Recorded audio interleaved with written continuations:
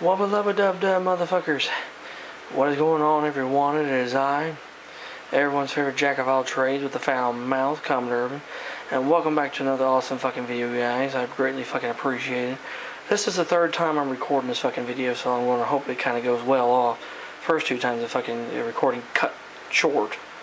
Anyway, today is December the 7th of 2023, and 82 years ago today, the Japanese invaded Pearl Harbor in Hawaii and destroyed a bunch of our ships and planes, and sadly killed over 2,000 plus of our men in the military service, including 1,177 were killed, sadly, on one ship alone, and that was the Pennsylvania-class battleship USS Arizona, which you can see her depicted here, fighting her last fight in Pearl Harbor as the Japanese were strapping bullets and everything around before the big bomb.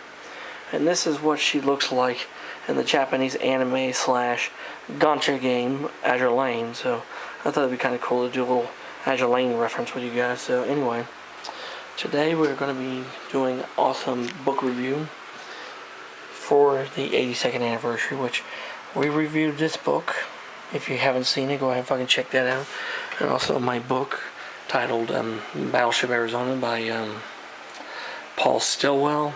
That was another awesome fucking book. But anyway, we have a book that actually talks about the Pearl Harbor event itself. It's titled Pearl Harbor, From Infamy to Greatness by Craig Nelson, New York Times best-selling author of Rocket Men. Now this was an absolutely amazing fucking book, guys. It says, in time for the 75th anniversary, a gripping and definitive account of the event that changed 20th century America, Pearl Harbor, based on the years of research and new information. Now it says right here, the America we live in today was born not on July 4th of 1776, but on December 7th of 1941, when an armada of hundreds of Japanese warplanes, supported by aircraft carriers, destroyers, and midget submarines, suddenly and savagely attacked the United States, killing 2,403 men, half of them, like I said, from the Arizona, and forcing America's entry into World War II. Pearl Harbor, from infamy to greatness, follows moment by moment the sailors, soldiers, pilots, diplomats, admirals, generals, emperor, and president as they engineer, fight, and react to this stunningly dramatic event in world history. And what it really was. Best-selling author Craig Nelson maps the road to war beginning in 1914 when Franklin D. Roosevelt, then the Assistant Secretary of the Navy and not yet afflicted with polio, attended the laying of the keel of the USS Arizona at the Brooklyn Navy Yard. Writing with vivid intimacy, Nelson traces Japan's leaders as they lurch into an ultra-nationalist fascism, which accumulates in their insanely daring yet military brilliant scheme to terrify America with one of the boldest attacks ever waged. Within seconds, the country would never be the same. In addition to learning the little understood history of how and why Japan attacked Hawaii, which is not too hard to understand, we hear an abandoned record player endlessly repeating Sunrise Serenade as bombs shatter the decks of the Pennsylvania.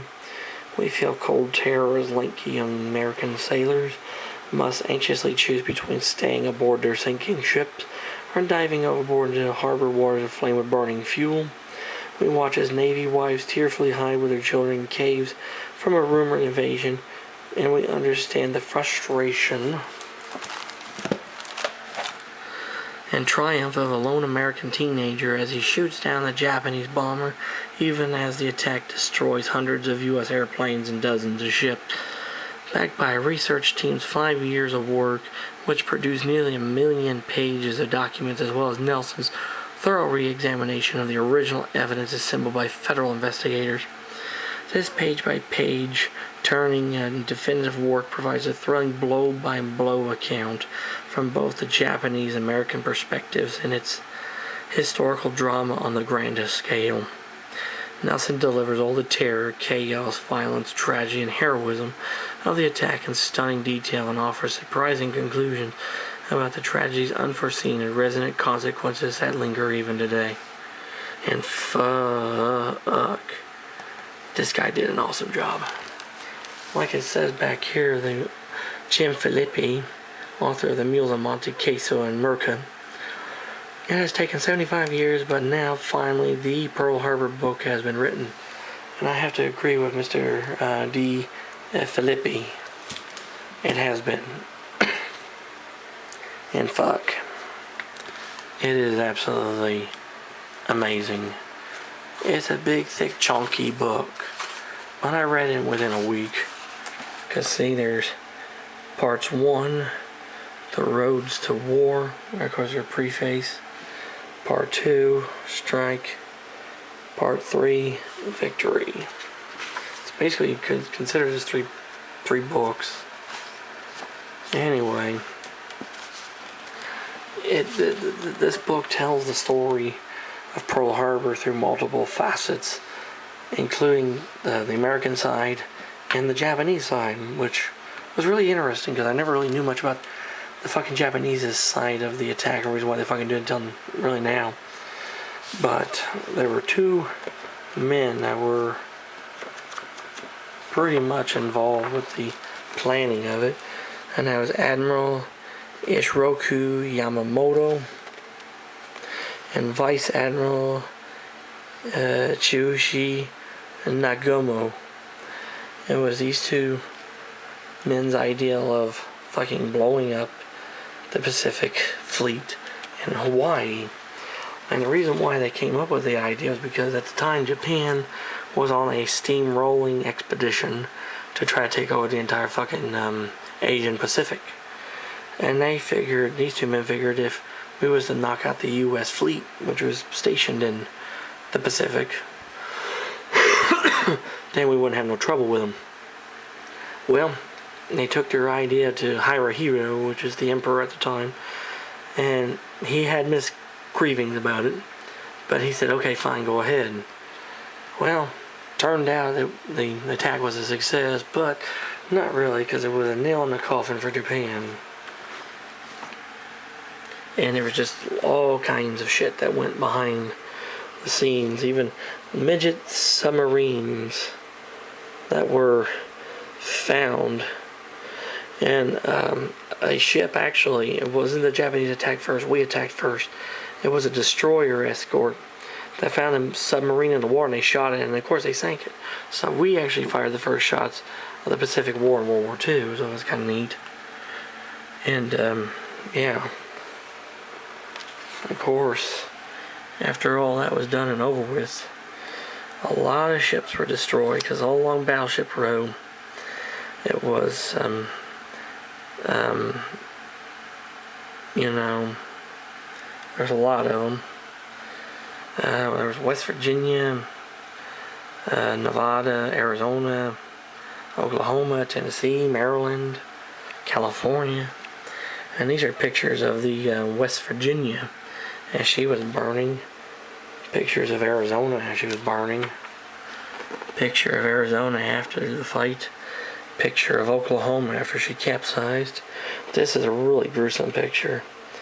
Corpse of a Japanese airman hoisted from the water. That is nasty. And of course a picture of Roosevelt giving his infamous speech, you know, his famous speech, the day that would live in infamy. And of course, Doris Miller, the third class cook third class from the West Virginia, being awarded a Navy Cross for his heroism that day, which, if you guys ever seen the movie Pearl Harbor, is really fucking good. And of course, salvaging the ships. There was only 3 ships they could not salvage and reuse. Oklahoma, because she was deemed too old and too beat up. Utah, because she was basically too old to begin with. And of course Arizona, because she was pretty much fucking destroyed. They left her there to be a memorial. But we read on through, and about also the massive salvage effect that took place, as well as some of the things afterwards. 2 of the turning points for America against the Japanese was Doolittle's raid on Japan, where he took a whole squadron of B-25 Mitchell bombers, flew them off the deck of the Yorktown-class carrier Hornet, and bombed Tokyo. And also the dropping of the bombs, Little Boy and Fat Man, and Hiroshima and Nagasaki. So yeah, I mean, this book covers it all. Like it says, from infamy to greatness. And when I got done reading it, I had a true, genuine understanding of what really happened. And it was moving and it was shocking. And I'm just going to tell you guys right now, find this book, check it out, buy it, do whatever the fuck, and just read it.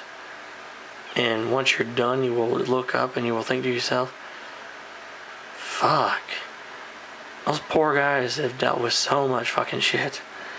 And I feel so much bad. I feel really bad, but then again, I'm also very proud of what those men were able to accomplish after the fact, and the fact that a lot of those guys did survive.